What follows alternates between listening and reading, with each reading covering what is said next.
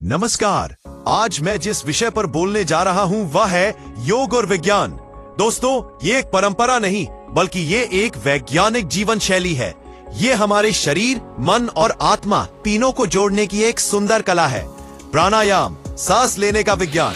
योग का सबसे पहला चरण है प्राणायाम यानी सांस पर नियंत्रण। विज्ञान कहता है कि जब हम गहरी, लंबी और धीमी सांस लेते हैं तो हमारे शरीर का पैरासिम्पैथेटिक नर्वस सिस्टम सक्रिय हो जाता है, जो तनाव को कम करता है और मन को शांत करता है।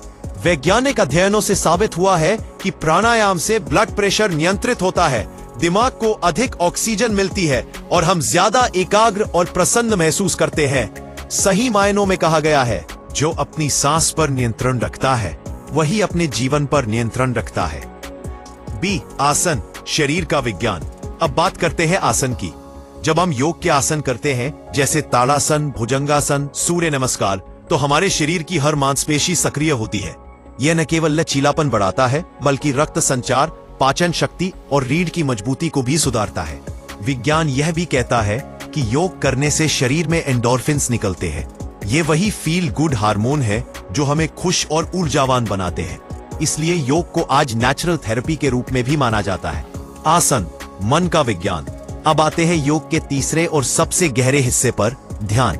विज्ञान के अनुसार ध्यान करने वाले लोगों के मस्तिष्क में प्रीफ्रंटल कॉर्टेक्स मोटा हो जाता है, जो एकाग्रता, निर्णय क्षमता और भावनात्मक संतुलन के लिए जिम्मेदार होता है। ध्यान से एमिगडाला यानी डर और तनाव वाला भाग शांत हो जाता है।